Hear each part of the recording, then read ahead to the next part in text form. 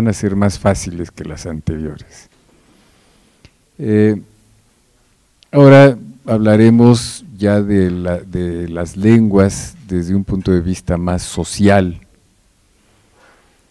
Hubo un profesor de origen rumano llamado Eugenio Coseriu, que yo juzgo ser uno de los grandes clásicos de la lingüística moderna, a la altura de Ferdinand de Saussure.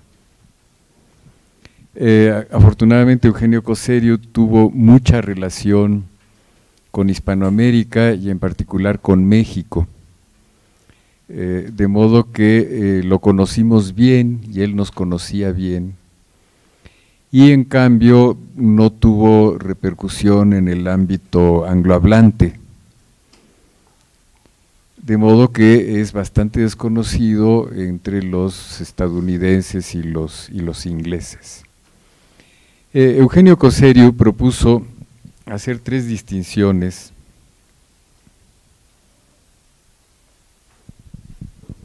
entre la capacidad de hablar, el saber hablar y el hablar. Acerca de la capacidad de hablar, nos hemos pasado ya 6 sesiones explicando en qué consiste la capacidad de hablar, lo que Chomsky llamaba la competencia. Y esta capacidad de hablar es universal, la tenemos absolutamente todos los seres humanos. En cambio, el saber hablar es algo que se construye en la comunidad. Es decir, no le basta a uno con tener a la mano una gramática y un diccionario, aprendérselos y de esa manera tratar de hablar. Porque claro, lo que va a decir tendrá algún significado, pero sonará absolutamente extraño para un hablante de la lengua. Aparte de que se pueden cometer muchísimos errores, y estos errores no serían tanto de gramática, sino errores culturales.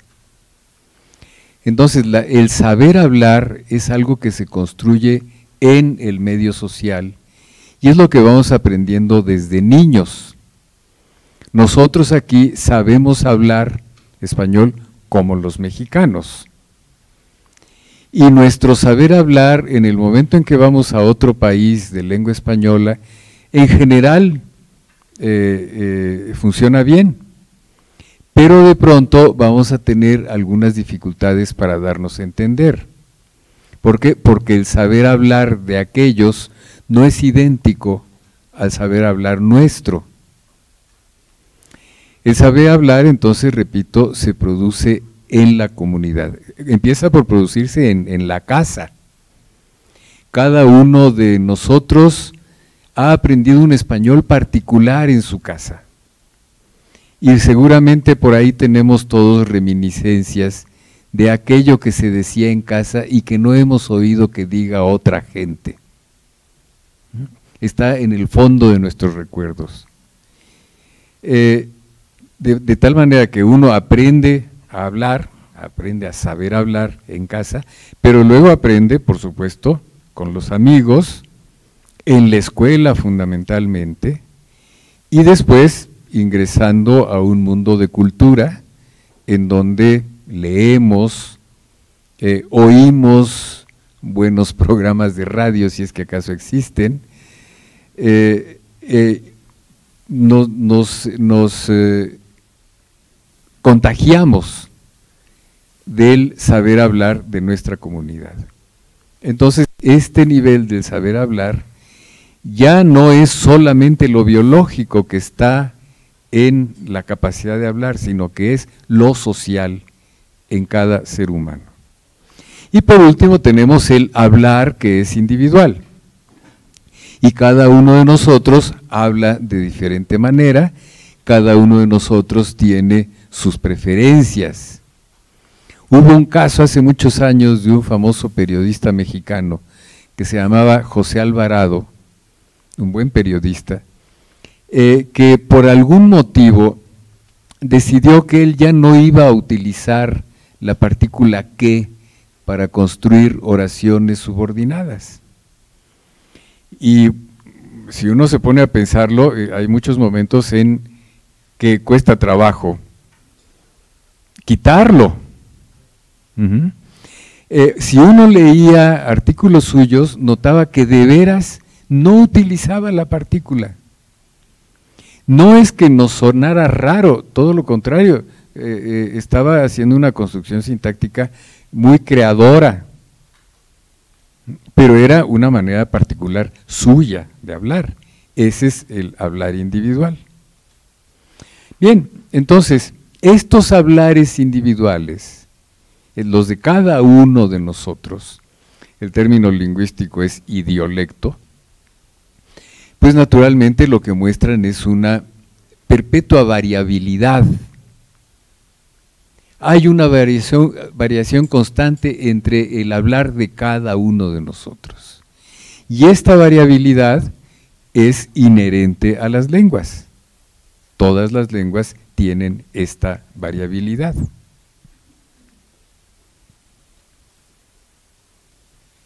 Pero esto nos lleva a la cuestión de entonces, ¿qué entendemos por lengua? Ya como habíamos estado hablando todo el tiempo a propósito de la capacidad universal de hablar, estábamos hablando de la lengua en términos muy abstractos. Y cuando seguimos hablando de la lengua y decimos, ¿qué lenguas conoce uno? Inglés, francés, estamos hablando de la lengua en términos muy abstractos. Esta abstracción tiene tres orígenes. En primer lugar, por supuesto, un sistema que ya hemos visto que es dinámico y que además es muy complejo. Es decir, esta lengua que nosotros decimos lengua española, tiene un sistema y es lo que nos une a todos los hispanohablantes, a 453 millones de hispanohablantes. Todos dominamos este sistema estructural. Por supuesto que si recortamos, vamos a descubrir que respecto de este sistema hay otros subsistemas. Piensen, por ejemplo, en términos de la fonología, en donde es evidente que el español tiene por lo menos dos subsistemas. Un subsistema castellano, en donde se hace la distinción entre S y Z, y un subsistema atlántico, porque comprende desde Andalucía toda Hispanoamérica, en donde tenemos solamente S. Entonces es un gran sistema estructural dinámico, que sin embargo se puede dividir en dos subsistemas con distinción SZ y con solo S. De modo que ya estamos empezando a ver que también este concepto abstracto de lengua resulta que se tiene que ir aterrizando en la realidad de las sociedades y de los hablantes. También otro origen es la capacidad de intercomprensión entre hablantes. Y eso es enormemente importante. ¿Por qué? Porque esta capacidad es la que posibilita abstraer las variaciones. Tomemos por caso, si nosotros oímos hablar a un cubano bastante rápido, nos va a costar un poco de trabajo entenderlo. Vamos a tener que pedirle que nos repita algo y que nos hable más despacio. Pero una vez que lo hace, por supuesto que nos entendemos. Entonces tenemos capacidad para entender un dialecto muy diferente del nuestro, pero que sin embargo compartimos. Entonces, desde el momento en que entendemos un dialecto diferente del nuestro, superamos esa variación. Mi variación frente a la variación del cubano la puedo superar abstrayendo un poco. Esto es muy importante en el caso de nuestras lenguas amerindias. ¿Y por qué? Porque ya sabemos que a partir de la colonización, nuestras lenguas se vieron detenidas en su desarrollo cultural y fragmentadas por las condiciones de vida en que comenzaron a vivir los indios. Piensen ustedes, del náhuatl actual, me parece que el Instituto de las Lenguas Indígenas distingue 21 dialectos, es decir, el náhuatl actual, abstracción, está dividido en 21 dialectos más o menos regados en el centro de México. Bien, para muchos pueblos indígenas mexicanos, el dialecto, es decir, su forma particular de hablar su lengua, es una seña de identidad. ¿Qué es lo que quiero decir con esto? Se habrán fijado en los huipiles de las mujeres de los pueblos de Oaxaca o de Chiapas. Las mujeres de cada pueblo tejen un huipil distinto, de tal manera que se pueden reconocer de qué pueblo son por el huipil. Lo mismo, yéndonos muy lejos, podríamos decir que es lo que pasa con las faldas escocesas entre los escoceses. Resulta que cada falda escocesa tiene un dibujo que corresponde a un clan, y entonces ellos se reconocen por la falda, reconocen a qué clan pertenece. Bien, si el dialecto es una seña de identidad, y lo mismo nos pasaría aquí entre nosotros, si un mexicano llega a España, lo oyen hablar y le van a decir, usted es mexicano, ¿no? O llega un andaluz aquí y vamos a empezar a decir, bueno, puede ser un andaluz, puede ser un caribeño, pero el dialecto, nuestro dialecto, por supuesto que nos señala, da una seña de nuestra identidad. Ahora, el hecho de que haya diferencias dialectales que son señas de identidad, no necesariamente se va a convertir en un obstáculo para la comunicación. Se convertiría en un obstáculo si decidiéramos que no nos interesa comunicarnos con aquella otra persona que habla otro dialecto. De modo que, para poder superar la variación dialectal de una lengua, lo que necesitamos es, primero que nada, querer darnos a entender, tener la voluntad de entendernos. Mientras que si decimos, no, mi dialecto es el único que vale y a los demás dialectos los desprecio, entonces mi voluntad de entender ya no está allí, e incluso voy a empezar a pensar que son lenguas desconocidas. Fíjense lo que sufre un hablante quebequense cuando va a París.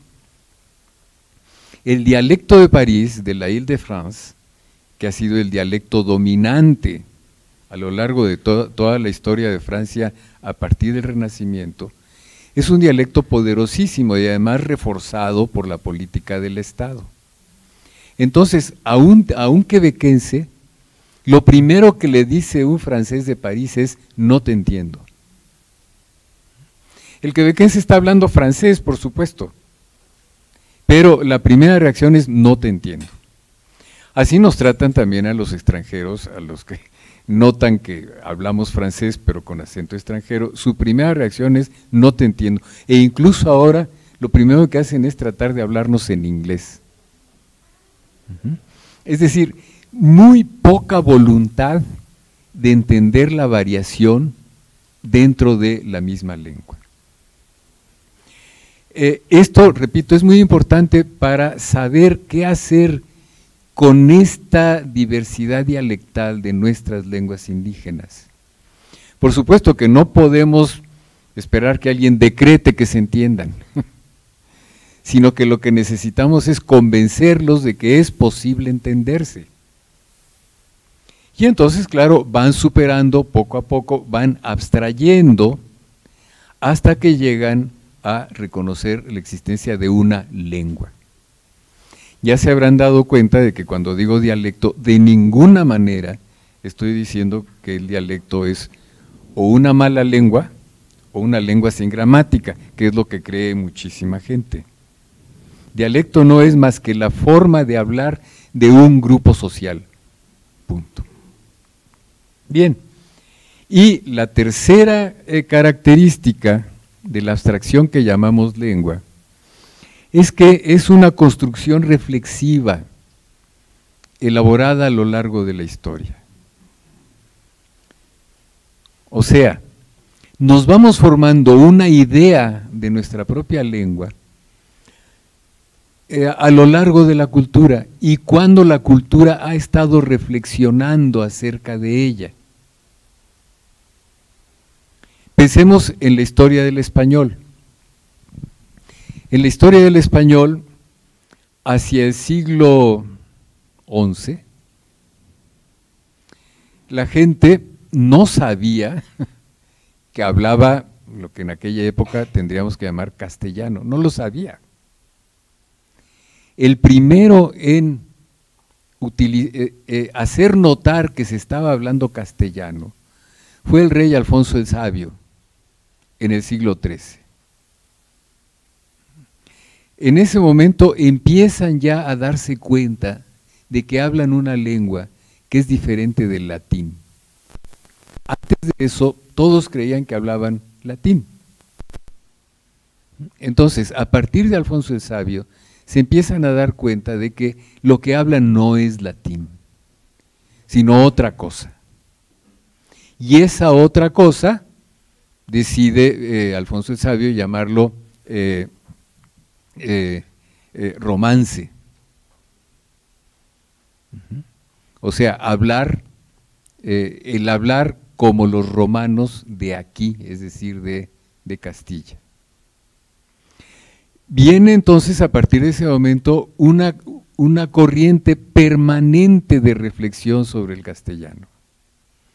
La vemos pasar por el siglo XIV, empiezan a aparecer muchos escritores que escriben en castellano, pero cuando mejor se identifica el español es a partir de Nebrija, 1492.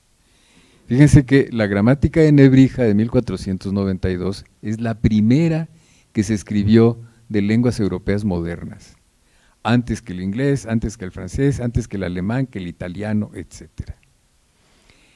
¿Qué es lo que impulsó a Nebrija a identificar así el castellano y que desde ese momento se empieza a llamar español? El predominio político de la corte española sobre Europa y el descubrimiento de América, que sucedió como un mes después de que publicó su gramática. Nebrija dice: escribo esta gramática para conservar la lengua en el momento en que conquiste pueblos de peregrinas lenguas. Entonces, en ese momento el español se identifica. Y esta construcción reflexiva se nos viene transmitiendo desde entonces, hasta el punto de que ahora ni siquiera nos damos cuenta de que nuestra idea del español es una idea construida. No se nos presentó de pronto, sino que se construyó en la historia de la cultura.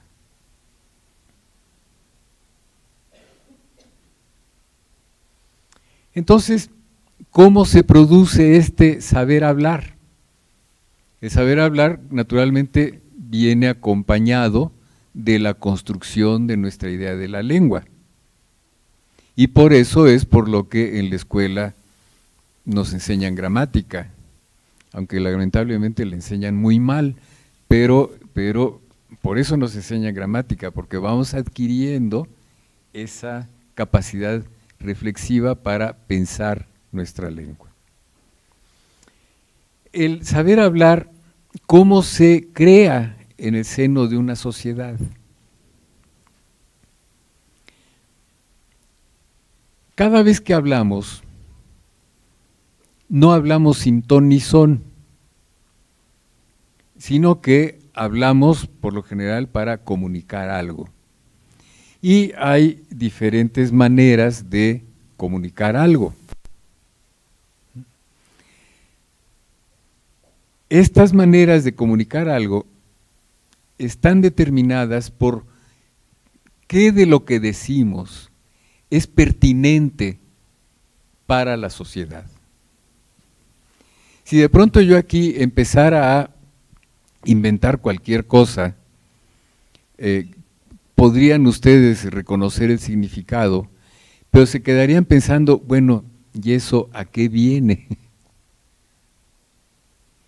Y en el momento en que hay un discurso en el cual la gente empieza a pensar, ¿y eso a qué viene?, pierde pertinencia. Entonces hay actos en los cuales se vuelven claros para la sociedad cuando adquieren pertinencia. Piensen ustedes en los actos de petición de mano. En el libro de Juan Pérez Jolote, que es obra de un antropólogo, relata un hecho de, no me acuerdo de qué pueblo indígena en Tabasco. Allí el acto de petición de mano no se hace hablando, sino que en el momento en que un muchacho le gusta una muchacha, lo que hace es que deja en el quicio de la puerta de la familia de la muchacha una cajetilla de cigarros. A partir de ese momento, la familia de la muchacha ya sabe que hay un pretendiente. Desde ese momento ya no la dejan salir a la calle, ya no puede ir a lavar ni nada, y empiezan a preparar el vestido de la novia. Pasa un tiempo y el muchacho vuelve a dejar una cajetilla. A la tercera vez, el muchacho se presenta en la casa, lo recibe el padre, y lo único que hacen es ponerse de acuerdo cuándo es la boda. Entonces ahí no había que hablar. Un acto como ese, si aquí en México un muchacho llega y pone una cajetilla de cigarros en la puerta de una muchacha, pues en el mejor de los casos, si está llena, dirán, ¡ay, alguien la perdió! ¿Verdad?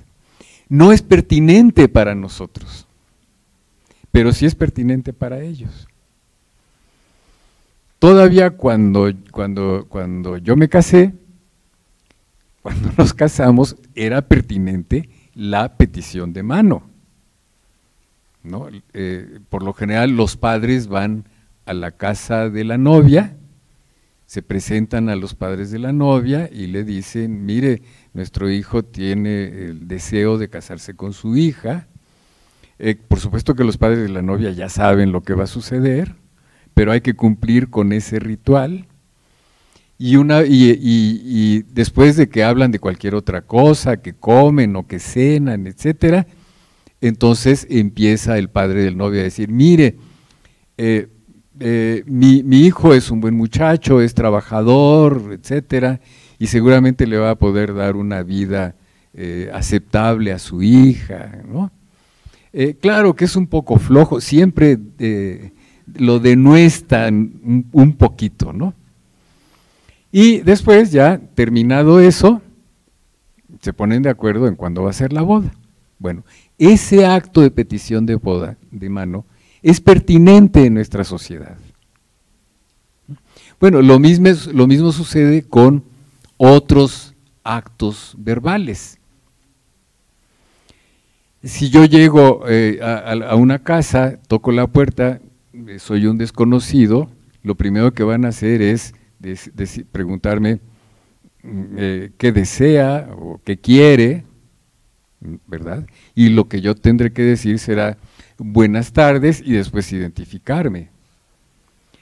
Si yo llegara a tocar una puerta y en el momento en que me preguntan qué desea, les digo, el elote está a 25 pesos, se van a quedar diciendo, ¿ya qué viene eso? ¿Verdad? No es un acto de saludo.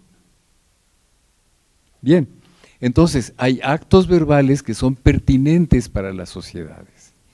Y son estos actos los que crean el saber hablar. porque aprendemos cómo se producen los actos y en ese momento ya sabemos cómo debemos hablar frente a diferentes personas. Bien, de modo que estos actos verbales los fija la tradición. También hay que señalar que lamentablemente hoy mucha gente cuando piensa en tradición piensa en lo viejo, en lo superado. Y no, cuando hablamos de tradición es aquel conocimiento que se está transmitiendo, eso quiere decir tradición. Se está transmitiendo y no podemos romper con la tradición porque nos quedaríamos en el vacío. Podemos inventar cosas nuevas, podemos olvidar elementos de la tradición, pero no podemos del todo romper con la tradición. No podríamos hablar, perderíamos nuestro saber hablar. Decía yo, antes de que empezaran a pensar, a reflexionar sobre la identidad de la lengua, los habitantes de Castilla, la única expresión que tenían, y lo mismo sucedía en Italia o en Rumanía o en Francia, era latine loquitur, es decir, hablar como los latinos. Dicho de otra manera, hablar para ellos era una especie de adverbio, hablar como los latinos. No es que dijeran, hablo castellano, hablo francés, etcétera. No, hablo como los latinos. Esto después evolucionó al románice, que es hablar como los romanos. Y solo mucho más tarde pasamos de este uso adverbial del romance, hablar romance, al uso sustantivo de hablar español. Bien, este saber hablar entonces está constituido por una serie de tradiciones verbales. Estas tradiciones verbales podemos clasificarlas en tres tipos: universos de discurso, tradiciones discursivas y fórmulas.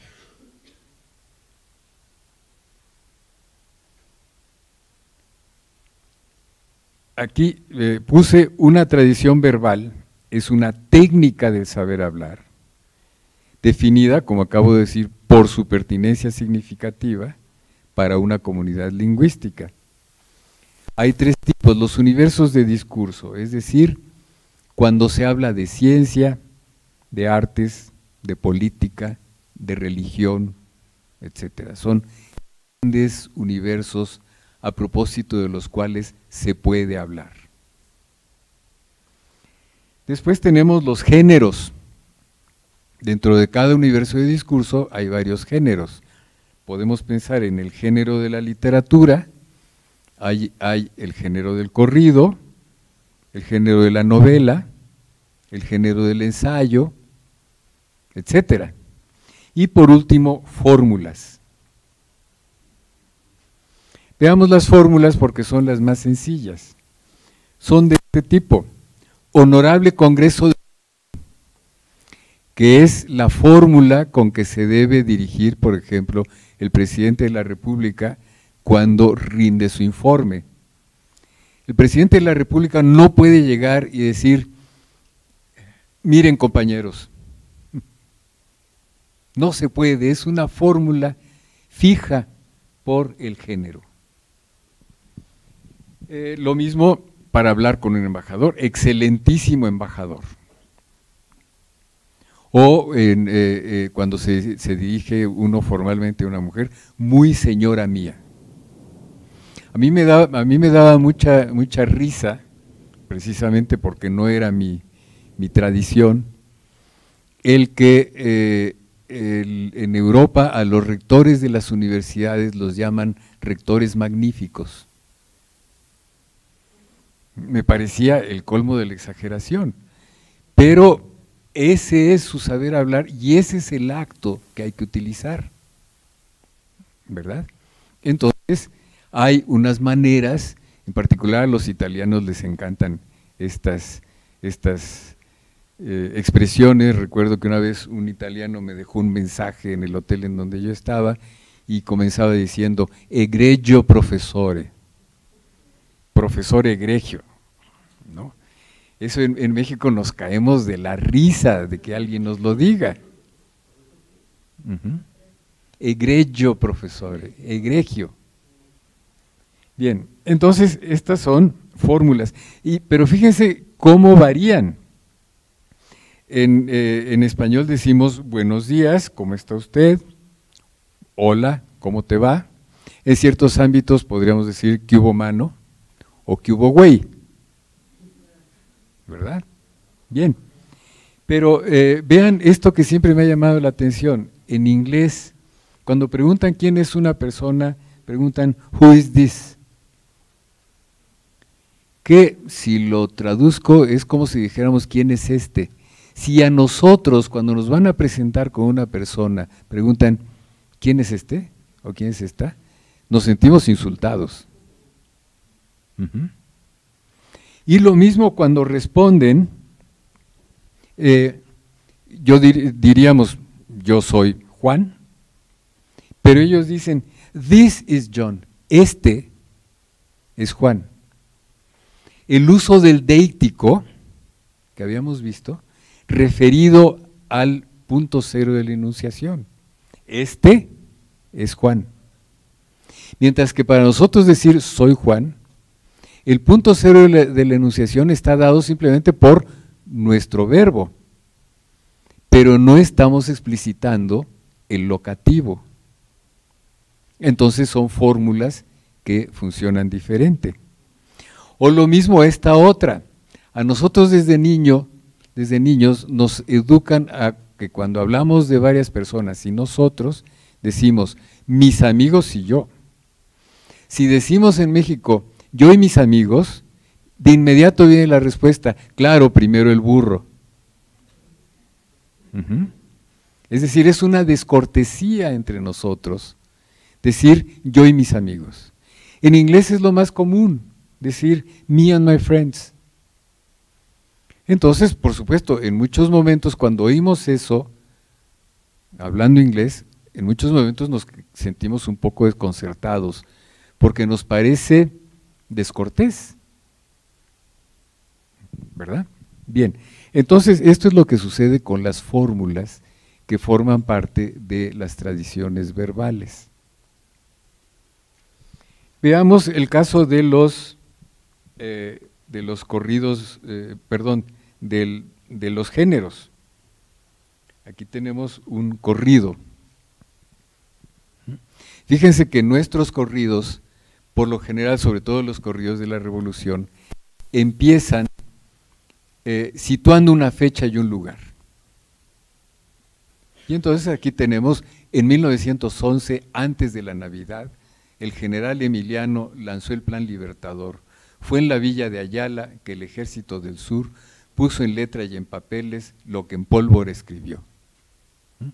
Este es el esquema característico del corrido mexicano de la Revolución. Se ajusta a una serie de reglas del género. El género del corrido es que esté hecho en octosílabos, o sea, en versos de 8 sílabas. Estos versos de 8 sílabas tienen una antiquísima tradición en español. Los tenemos desde la Edad Media. El verso de 8 sílabas es casi el verso más natural del español.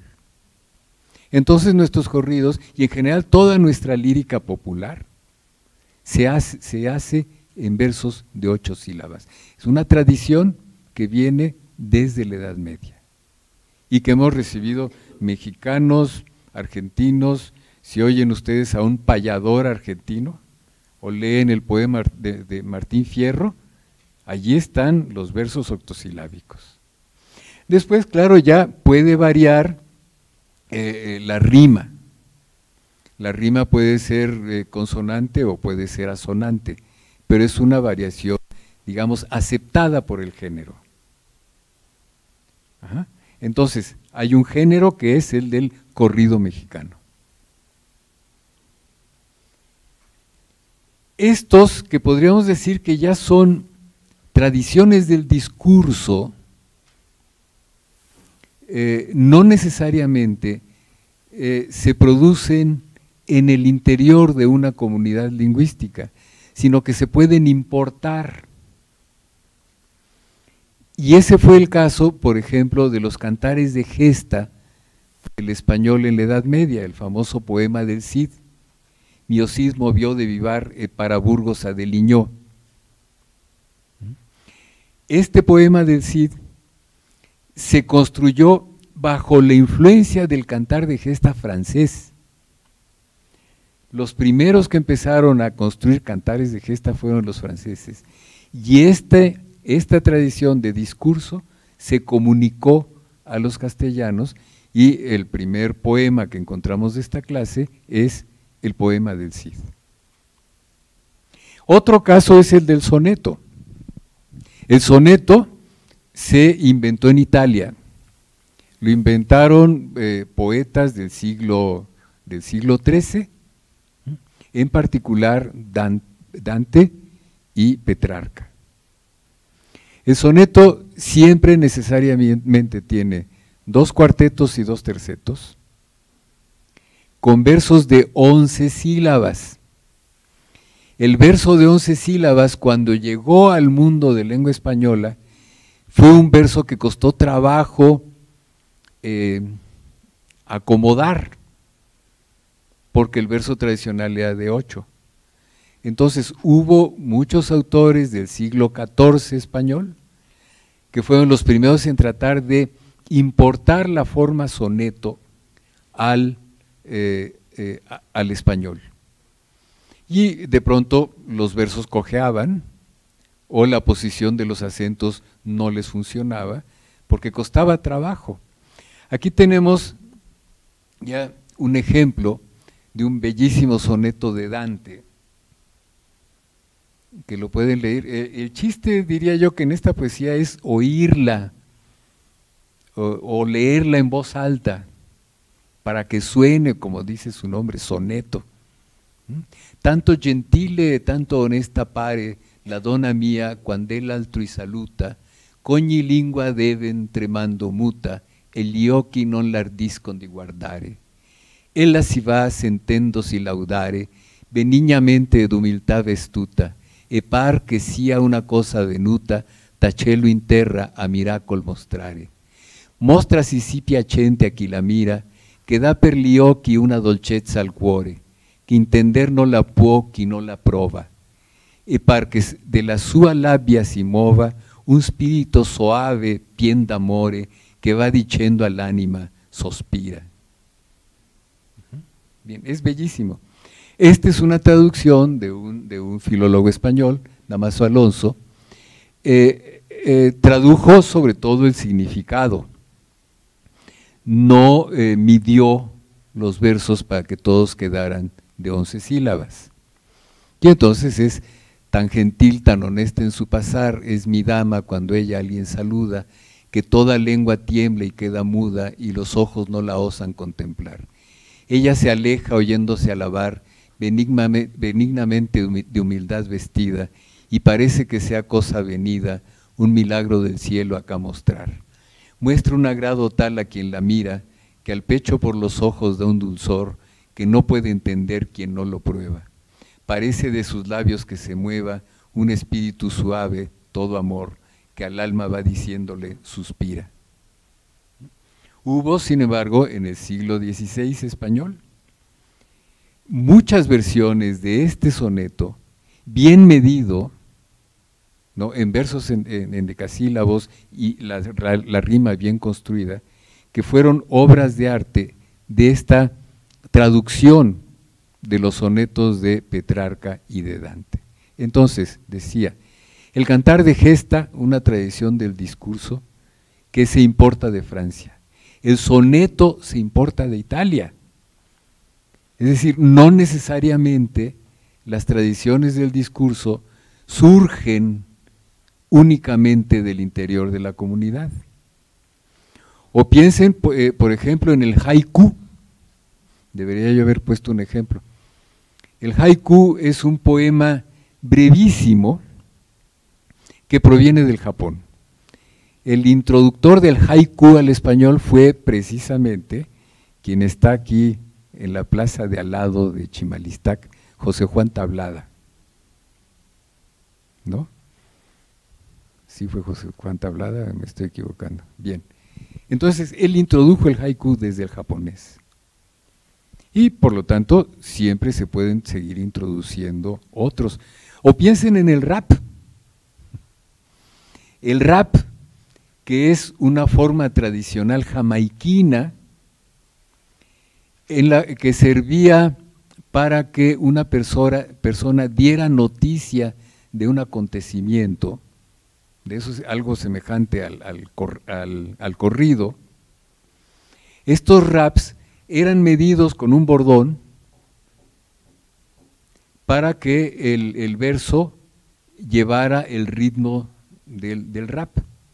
Y además buscaban hacer ciertas rimas, por lo general asonantes.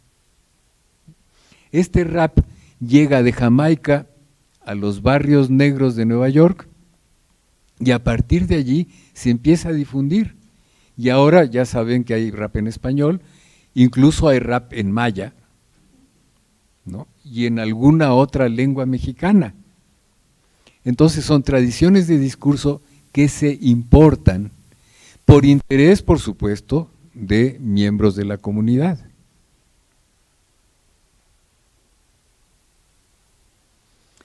Bien, en este punto, en el saber hablar, por supuesto que interviene la normatividad.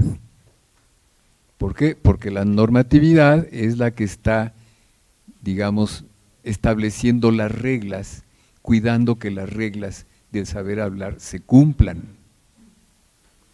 De modo que en todas las lenguas aparecen normas lingüísticas que están dedicadas sobre todo a resolver casos en donde el sistema lingüístico no es unívoco, en donde da lugar a diferentes posibilidades. Regulan, por ejemplo, piensen en México, la escritura del extranjerismo. Los mexicanos tenemos una tendencia a respetar el modo de escribir palabras extranjeras. ¿Cómo escribimos jet? Pues lo escribimos con J-E-T. Hace unos 20 años la Academia Española quería escribir Y-E-T, y en México todo el mundo se burló de ellos. ¿O cómo escribimos whisky? Pues lo escribimos con W-H-I-S-K-Y.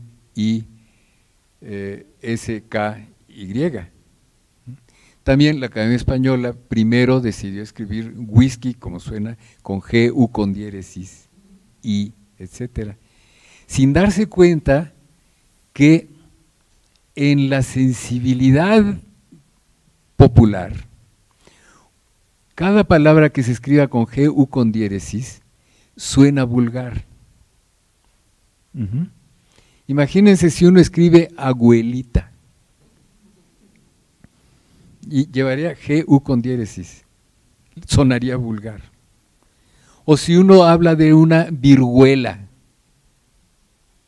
Entonces hay un rechazo a construcciones con G, U con diéresis, de modo que cuando llegó whisky, escrito así, naturalmente nadie lo aceptó. Y es una particularidad mexicana de nuestro saber hablar mexicano. En otras partes del mundo hispánico no tienen problema para adoptar las normas que les dicta la academia. O piensen en la escritura de México. Ya sabemos que el origen de la palabra México es náhuatl y se decía México, con esta sh característica del náhuatl. Cuando llegaron los conquistadores, el español tenía una sh,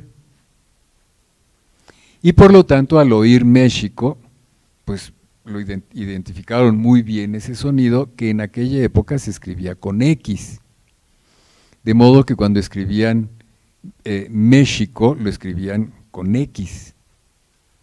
Pero el español, evolucionó, este sonido sh desapareció y se vio sustituido por una j. De modo que todo el siglo XVIII y todo el siglo XIX México se escribió con j, como suena en realidad. ¿Qué pasó para que de pronto regresara nuestra X? Pues que empezó el interés por mostrar la independencia de México. Y esto ocurrió en los últimos años del Porfiriato. Es decir, en los últimos años de la dictadura de Porfirio Díaz vino un surgimiento de la búsqueda de identidad mexicana y decidieron recuperar la X antigua. Y entonces empezaron a escribir México con J. Hasta la fecha. La Academia Española tardó hasta hace como 20 años en aceptar que se escribiera México con X. Por supuesto, en México nadie les hizo caso, porque ya se escribía desde antes. Y claro, esta X se ha convertido en un estandarte para muchos mexicanos. Oaxaca en el siglo XIX se escribía con J, ahora se escribe con X. Jalapa se escribía con J, ahora se escribe con X. Entonces, y claro, de pronto vienen excesos en donde quieren cambiar todas las Jotas por X, lo cual pues en muchos casos es falso. Lo mismo tenemos normas que nos dicen que se deben escribir mayúsculas al comienzo de una oración. Ahora, afortunadamente, las computadoras ya permiten no solo las mayúsculas, sino el acento en la primera vocal del comienzo de una oración. Antes, pues, la máquina de escribir no lo permitía, porque los teclados vienen de Estados Unidos. Y luego estas decisiones, ¿cómo se debe decir adecuo o adecuo, o licuo o licuo? Durante mucho tiempo la única manera correcta era decir adecuo y licuo. Ahora, recientemente la Academia Española ha venido aceptando adecuo y licuo, rindiéndose al uso popular, ¿no? La mayor parte de la gente dice adecuo y licuo. O vanagloriarse, me vanaglorío o me vanaglorio. En la forma, digamos, previamente correcta era me vanaglorio, pero ahora mucha gente preferiría decir me vanaglorío. Lo mismo en el caso de la distinción de solo como adjetivo o como adverbio. Cuando decimos vengo solo, estamos utilizando un adverbio. Cuando decimos Juan solo vino, estamos usando solo como adjetivo. Y durante mucho tiempo la distinción se establecía mediante un artículo, que en este caso es un artículo diacrítico. La Academia Española acaba de eliminarlo en contra de la opinión de muchos hispanohablantes, yo entre ellos. Yo conservo ese acento diacrítico. Y bueno, claro, el famoso quepo, la forma regular de caber sería cabo. Y eso sería el sistema, ¿eh? El sistema del español nos da cabo. Pero resulta que se volvió incorrecto y ahora tiene que haber una norma que diga no se dice cabo sino quepo. Y por eso todos los niños tienen problemas. O roto y no rompido, ¿no? En el Quijote a cada rato lee uno rompido, pero ahora hay una norma que dice que eso es incorrecto. Entonces, claro, las normas van cambiando conforme va evolucionando el saber hablar. O también, esta es una norma de elegancia en la escritura, que dice, al escribir los números del 1 al 15, se debe escribir siempre con letra. y a partir del 16 se puede escribir con número. Esto los correctores de estilo en las imprentas siempre lo cuidan. Y si uno empieza escribiendo 2 con un número 2, se lo corrigen. Y esa es una norma de la elegancia en la escritura. Todas estas son normas lingüísticas, pero claro, al fin y al cabo toda sociedad utiliza normas. Tenemos las normas del reglamento de tránsito, tenemos normas de cómo hacer la declaración de impuestos, y también hay normas sociales, que ya no son lingüísticas, sociales, sobre todo respecto del uso de ciertos vocablos. Las palabras, en la medida en que siempre tienen un significado, siempre refieren a algo, resulta que se contagian, digamos, de lo referido. Por ejemplo, son normas sociales el no utilizar vocablos que se refieren al excremento. ¿Por qué?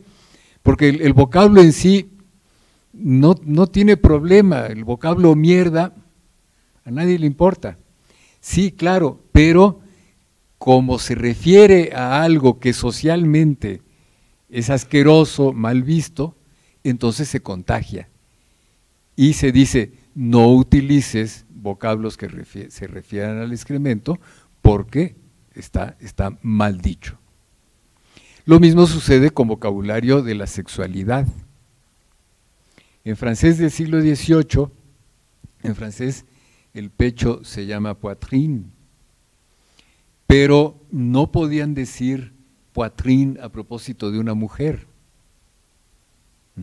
¿Por qué? Pues porque tenía los senos y eso estaba muy mal visto. Entonces, claro, en cada sociedad hay normas sociales que van diciendo estas palabras no se deben utilizar porque son groseras, son de mal gusto, etcétera. Recuerdo un famoso diccionario, bastante malo, ni siquiera lo busquen, que se llama Diccionario del Español de Texas, en donde la palabra chingar no le ponen definición, solamente le ponen 3X. Es decir, al autor del diccionario le dio vergüenza definir la palabra chingar. Y eso lo vemos por todas partes.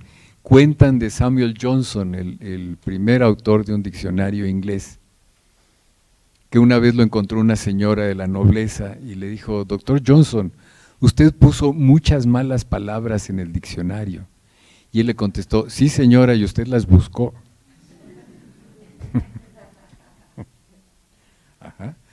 Bien, entonces no hay que confundir lo que son normas lingüísticas que se hacen para seleccionar casos en donde el sistema abre posibilidades, de las normas sociales que dependen de valoraciones del ámbito de la sociedad.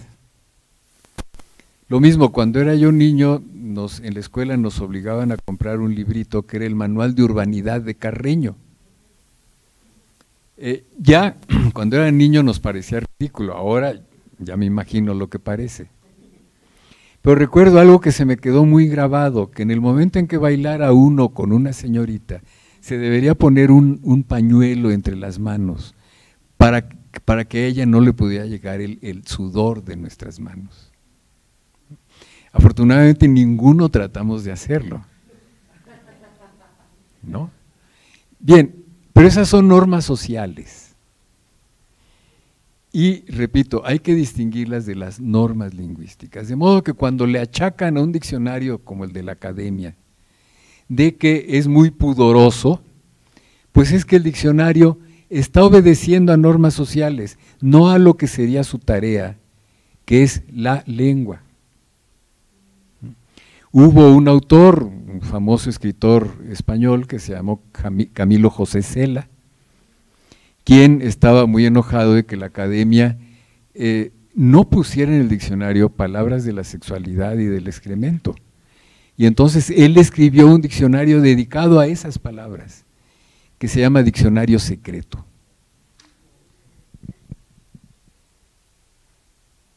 Bien, entonces, esto es lo que corresponde a la variación y la identidad en una lengua. Repito, todas las lenguas están variando, todas varían, pero poco a poco se va construyendo esta abstracción que llamamos lengua y que es la que nos permite identificarla. Esta es una pequeña bibliografía de donde pueden leer más a propósito de esto. Ya ven que hoy fue bastante fácil, ya no hablamos de morfogénesis, pero si hay preguntas.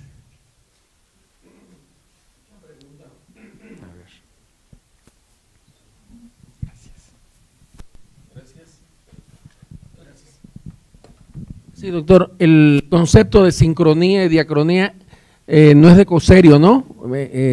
Otros lingüistas ya… No, bueno, los dos vienen de Saussure. De Saussure, sí. ¿No? Gracias. Saussure estaba introduciendo dos conceptos operacionales que son, digamos, definen las condiciones de posibilidad del estudio lingüístico. ¿En qué sentido? Puesto que yo estoy haciendo lingüística descriptiva, quiero describir una lengua, tengo que estar seguro de que todos los elementos que recojo corresponden a la misma época. Si mezclara yo, por ejemplo, una conversación mexicana de hoy con un libro de don Artemio de Valle Arizpe, que era en particular arcaizante, entonces va a resultar que los datos que obtenga yo del libro de don Artemio de Valle Arizpe no van a corresponder al modo de hablar actual. Y entonces mi estudio va a ser falso. Para eso necesito la sincronía, tomar datos del mismo estado de lengua para que mi estudio descriptivo funcione. La diacronía no es más que la proyección en la línea del tiempo de diferentes sincronías. Más o menos como si alguno de ustedes tiene fotos suyas desde que era bebé hasta la actualidad y las ha ido coleccionando, pues cada foto es una sincronía y toda la serie construyen la diacronía, ¿no? Entonces son conceptos operacionales para hacer posible el estudio lingüístico. Y viene desde Saussure. Aquí, por acá.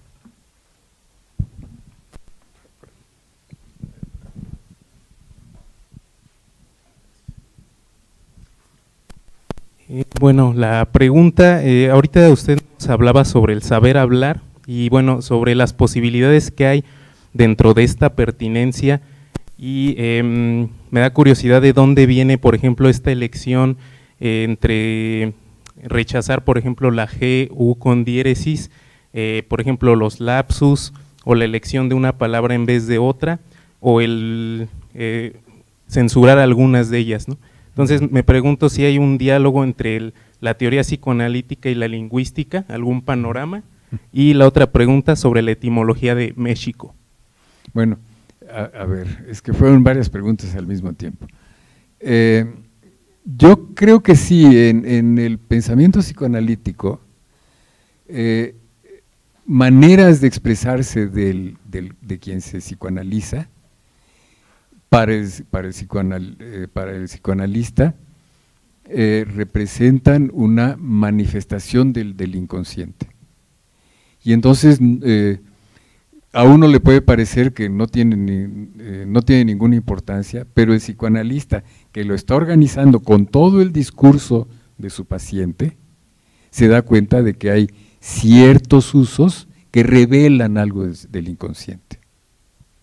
No, pero eso pues no me toca a mí hablarlo porque ni soy psicoanalista ni sé de psicoanálisis. Sé lo que más o menos todos sabemos. Bien, ahora, y sería el caso de muchos lapsus. En el caso del GU con diéresis,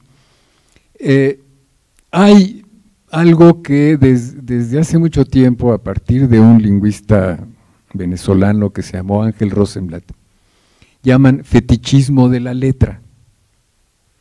Es decir, hay letras que se convierten en fetiches. Vean simplemente el fetiche para muchos salones de belleza y muchos sastres de la D apóstrofe, ¿no? ¿Por qué? Porque d'Angelo. Bueno, es que en francés y en italiano la D apóstrofe elimina la E de la preposición, de ángel, pero d'Angelo. No hay problema cuando después de la D apóstrofe sigue una vocal, pero ¿qué pasa cuando sigue una consonante? De Carlos, ¿no? Y eso, fíjense bien, lo van a ver en muchos salones de belleza, ¿no? Y todas estos negocios en donde lo que tratan de decirle a su público es que son elegantes. Y se produce este fetichismo. En el caso de la GU con diéresis es un fetichismo al revés, de que cada vez que se utiliza U con diéresis, eso está muy mal, se ve muy mal. Y entonces se le corrige. No podríamos decir cigüeña de otra manera, escribir cigüeña de otra manera, ¿no? Pero, repito, abuela, de ninguna manera, a pesar de que es una forma muy utilizada. A ver, ¿había algo más? Sobre México. Bueno, la etimología de México, la que los nahuatlatos consideran cierta, es que quiere decir en el ombligo de la luna. Mexitlico, co es un locativo, indica un lugar, y Mexitli es la luna, en el ombligo de la luna. Y el nombre de la ciudad no era solo México, era México Tenochtitlan, o sea, el pueblo de Tenoch. Es decir, en el ombligo de la luna, el pueblo de Tenoch. Eso es lo que han dicho los nahuatlatos. ¿Ya? ¿Qué más?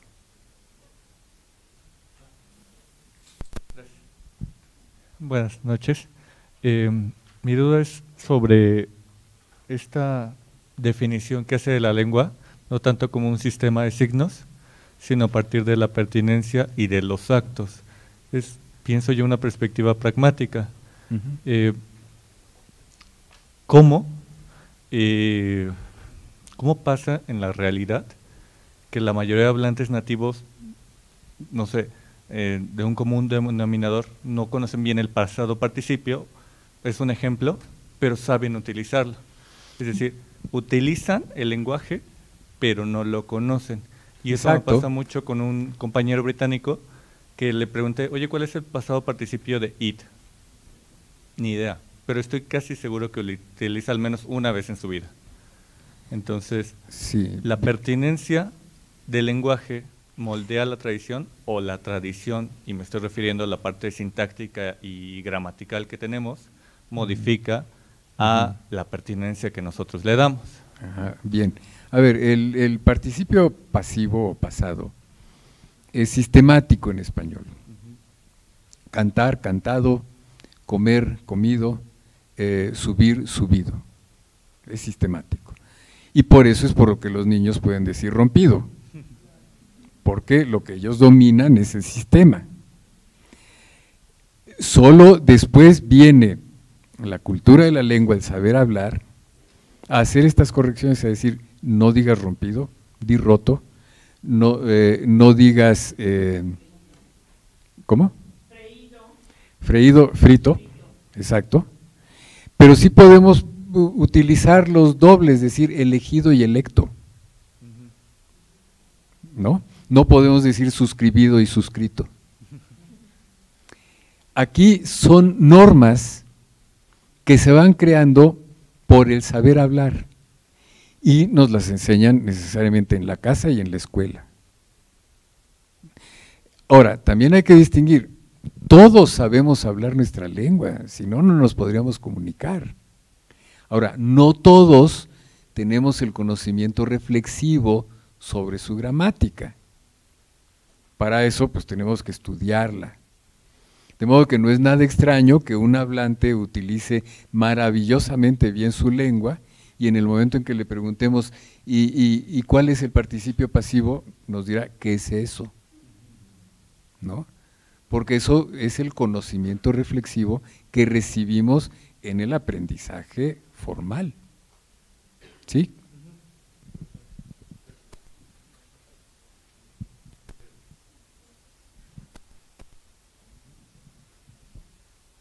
Bueno, usted hace como una semana decía que si venía un latino, no recuerdo quién. Cualquiera. Venía, Cicerón. Ajá, él diría que hablamos un latín bastante raro. La verdad es que, o sea, sí, yo creo que lo reconocería, pero yo creo que muchas cosas, si ahorita me oye hablar, no entendería un gran porcentaje de lo que digo. Reconocería quizá morfemas, quizá algunos tiempos, no sé, pero no entendería completamente, porque para él quizás seríamos un dialecto, ¿no? Claro. Y bueno, en el siglo XIII se decidió se tomó conciencia de que el latín que hablaban ya no era latín, ya era romance. ¿Cuál sería su opinión en cuanto al momento en el que ese idioma o esta transformación ya no es el mismo, ya no forma parte del mismo idioma, sino ya es no un dialecto, sino ya de dialecto se pasó a otra lengua? Bueno, no es cuestión de opinión, sino de investigación. ¿Cómo sucedió esto? Recuerden que comenzamos este curso hablando de la escritura.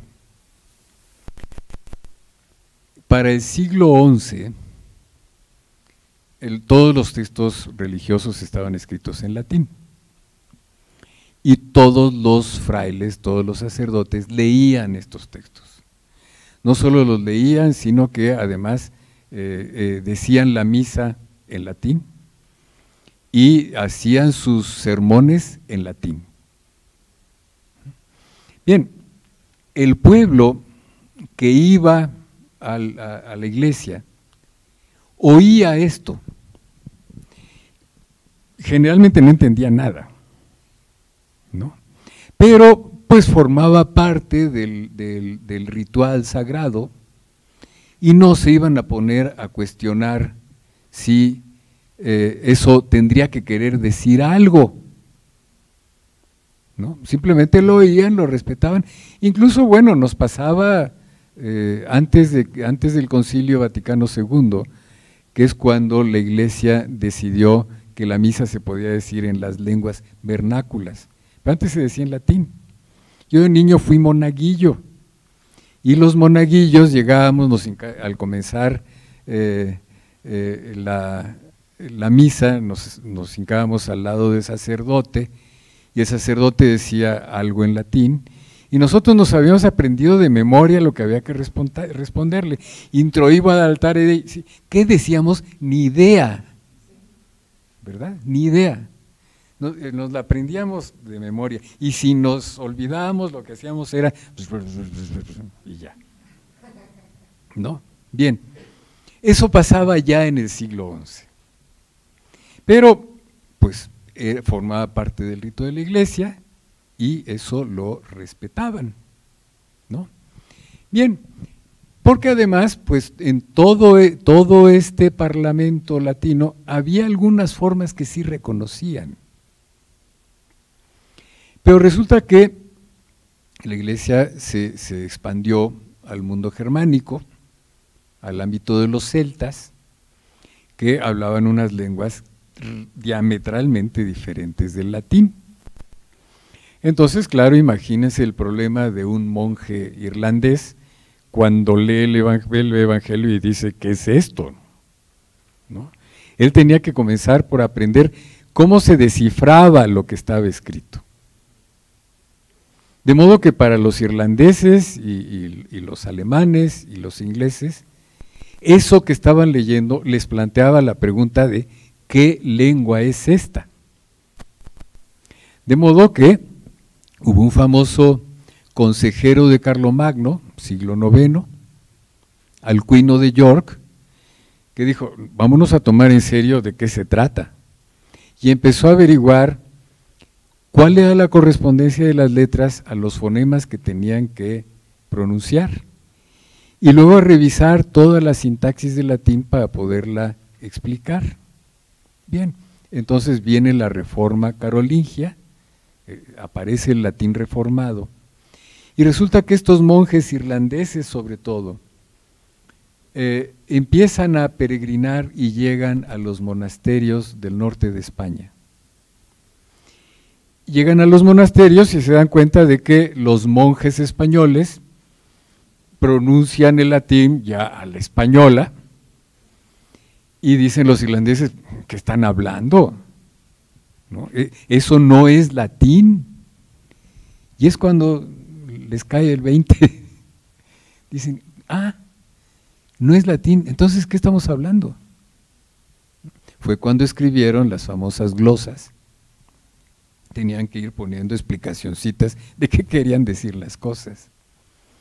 Entonces fue cuando se dieron cuenta, antes no se daban cuenta, el paso del latín al español. Aquellos que lo vivieron no lo supieron. Lo sabemos ahora nosotros porque lo hemos estudiado. Y en general el cambio lingüístico, que seguramente lo estamos viviendo, no nos damos cuenta. Se van a dar cuenta dentro de 300 o 400 años si Trump no manda otra guerra, ¿no? Entonces, es así como se produjo. Hay un libro valiosísimo de un filólogo inglés que se llama Roger Bright, a propósito precisamente del francés y el español en la Edad Media, y es quien explica todo esto. ¿Qué más? A ver. Con esto que decía del saber hablar, lo estoy entendiendo como una especie de juego dialéctico entre la variación natural de la lengua y esta fuerza preservadora de la tradición.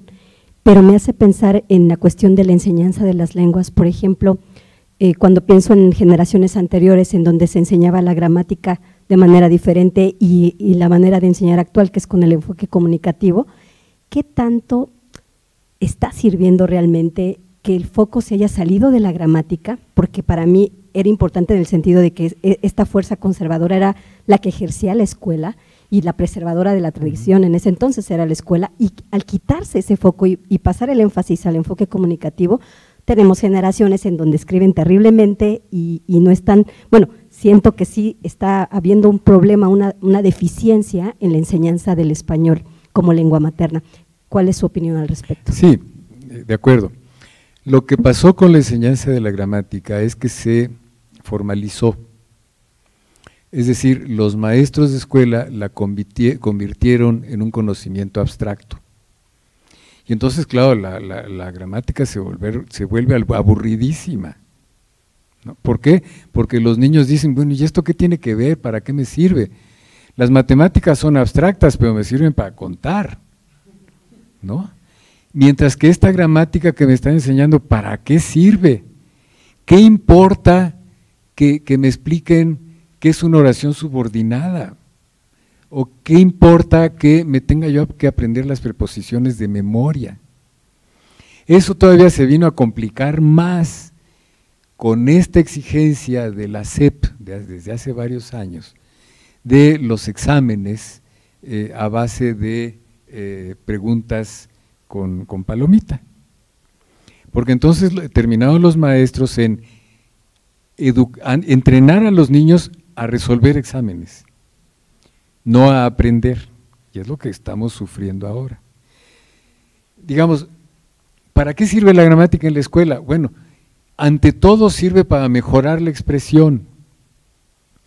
Y si uno pone a hablar a los niños, yo recuerdo en 1970 que a mí me tocó ser monitor del nuevo libro de texto de Echeverría, y me tocó ir como monitor al estado de Morelos, una maestra, cuando yo le estaba explicando lo que era el enfoque comunicativo, y le decía, hay que hacer hablar a los niños, una maestra viejita me dice, pero es todo lo contrario, los niños tienen que estar callados en el salón de clase, ¿no?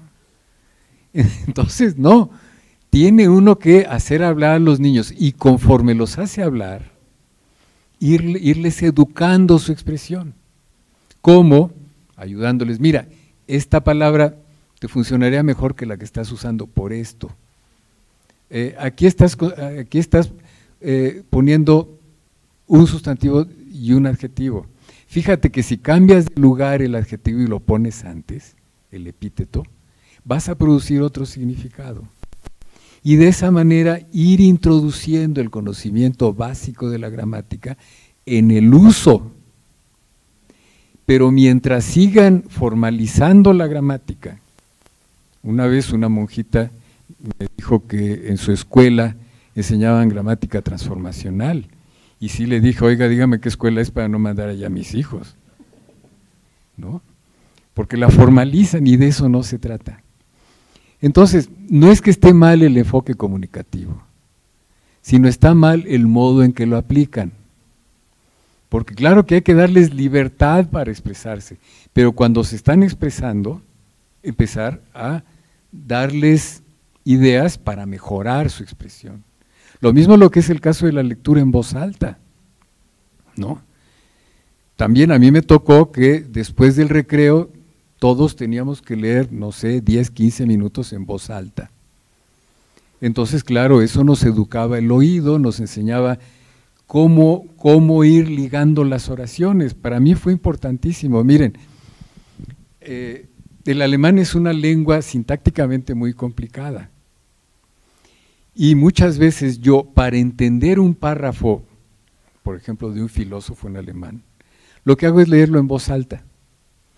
Porque al leerlo en voz alta recupero las curvas de entonación y me doy cuenta de cómo va cada fragmento del texto, ¿no? Pero eso es algo que hay que enseñar a los niños. Lo que pasa es que, repito, se vino formalizando la clase de español y hoy es la clase más aburrida de la escuela, cuando que debiera ser una clase divertida. Pueden componer poemas, pueden escribir cartas, etcétera, y hay que hacerlos usar e irles introduciendo cuidadosamente las explicaciones gramaticales necesarias, y ya. Y así después quieren conocer a profundidad la gramática, pues que se metan a la universidad, ¿no? Allá.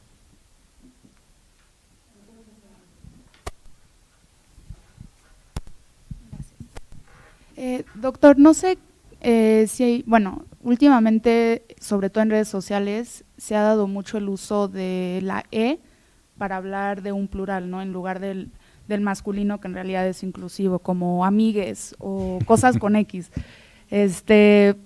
No sé qué piensa al respecto de eso y sobre todo un poco de la transformación que ha tenido el lenguaje en redes sociales y en medios de comunicación como WhatsApp o Twitter o cosas por el estilo. Bueno, primero, no es que se haya transformado, es que se reduce a las condiciones que les impone el uso de la red social. Entonces, viene una reducción. Estas tonterías de amigue, etcétera, son sinceramente tonterías. Ya había explicado antes lo que es el masculino genérico. Yo creo que cualquiera de ustedes, mujeres, dice salgo con mis amigos, y entonces están diciendo que van hombres y mujeres. Si dicen salgo con mis amigas, quiere decir que solo van mujeres.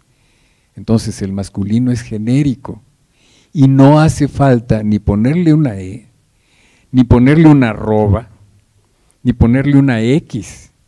Esas son tonterías que produce esta ideología gringa de la corrección lingüística, de la corrección política. Bueno, pues yo creo que aquí terminamos. Gracias.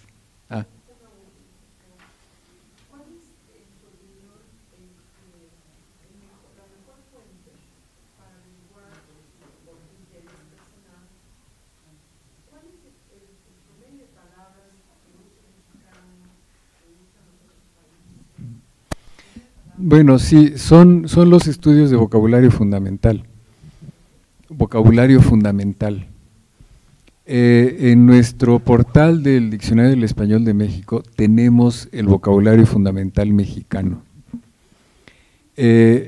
Hay otro estudio ya un poco viejo de vocabulario fundamental español.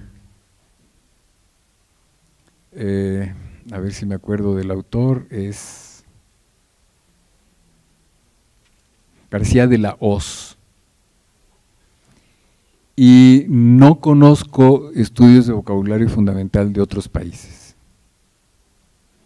En realidad no es difícil hacer el estudio, el asunto es que quieran hacerlo y ya. Bueno, pues muchas gracias.